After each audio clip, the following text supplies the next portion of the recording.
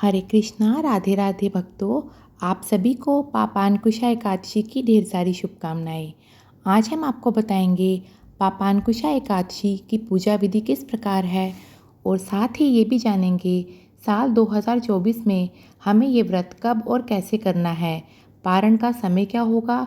तो ये सारी जानकारी जानने के लिए वीडियो को पूरा देखिएगा। तो भक्तों, पापांकुशा एकादशी जैसे कि इसके नाम से ही प्रतीत होता है, पापों का नाश करने वाली एकादशी है। जाने अनजाने में हमसे जो भी पाप हो जाते हैं, ये एकादशी उन सभी पापों का नाश करती है। ये एकादशी बहुत ही बड़ी एकादशी मानी जाती है। तो जैसे ही हम जानते हैं, एकादशी तिथि भगवान विष्णु को समर्पित होती है और एकादशी तिथि पर भगवान विष्णु के साथ साथ हमें माता लक्ष्मी का पूजन भी ज़रूर करना चाहिए।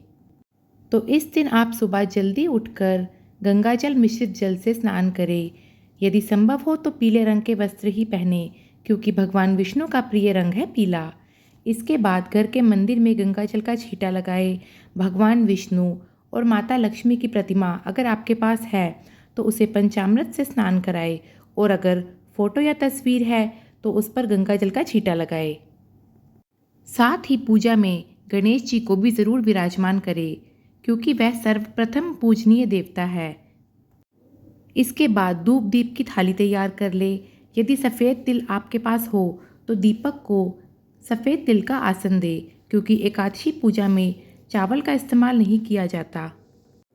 पूजा की थाली में या घर के मंदिर में स्वास्तिक बनाए। फिर आप धूप दीप जलाकर व्रत का संकल्प जरूर ले। रोली चंदन से भगवान विष्णु, माता लक्ष्मी व गणेश जी को तिलक करें। भगवान को पुष्प अर्पित करें। तो आइए अब जानते हैं साल 2024 में पापांकुशा एकादशी का व्रत हमें कब करना है। वैसे तो पापांकुशा एकादशी 13 अक्टूबर सुबह में 9 बजे से है और इसका समापन 14 अक्टूबर सुबह लगभग 7 बजे तक है।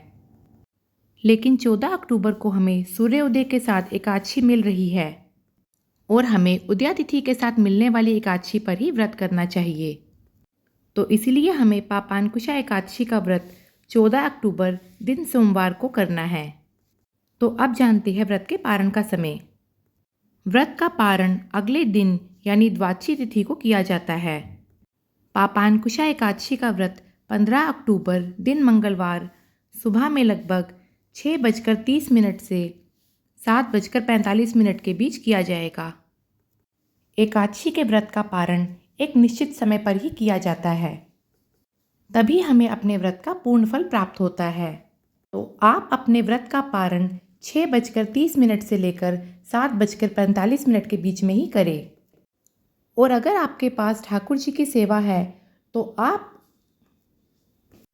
उन्हें भी एकादशी तिथि पर पंचामृत से स्नान कराएं। यदि पंचामृत से स्नान कराना संभव ना हो तो गाय के कच्चे दूध से तो अवश्य ही स्नान कराएं। इसके बाद उन्हें पीले रंग के वस्त्र पहनाकर उनका सुंदर सा श्रृंगार करें, उन्हें पुष्प अर्पित करें और धूप दीप से उनकी पूजा आरती करें। यदि आप व्रत नहीं भी कर रहे हैं तो भी आप पूरे विधि विधान से पूजा ज़रूर करें और व्रत की कथा भी ज़रूर सुने। इस दिन आप किसी की भी निंदा चुगली करने से बचें। पीपल व तुलसी पूजा भी ज़रूर करें। साथ ही संध्या के समय घर की दहलीज पर भी दीपक ज़रूर जलाएं। तो भक्तों, हमें पापांकुशा एकादशी का व्रत ज़रूर करना चाहिए, क्योंकि जाने अनजाने में हमसे ना जाने कौन कौन से पाप हो जाते हैं जिनका हमें पता भी नहीं होता। और ये एकादशी बहुत बड़ी एकादशी मानी जाती है, क्योंकि जब हमारे पापों का नाश होगा तभी हमारे पुण्यों का उदय होता है और हमारे जीवन में सुख समृद्धि आती है। साथ ही ये भी ध्यान रखें कि लड्डू गोपाल या भगवान विष्णु, जो भी पूजित विग्रह आपके पास है, उनकी सेवा में तुलसी पत्र का होना अनिवार्य है। और तुलसी पत्र एकादशी के दिन या रविवार को नहीं तोड़े जाते, तो आप पहले ही तुलसी पत्र तोड़ के रख ले। तो आइए अब जानते हैं इस दिन ठाकुर जी को किस चीज़ का भोग लगाया जाएगा। इस दिन आप भगवान विष्णु को केले का भोग ज़रूर लगाएं।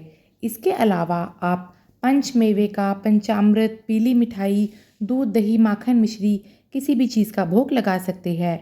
पूजा में रही कमियों के लिए प्रभु के समक्ष दक्षिणा ज़रूर अर्पित करें।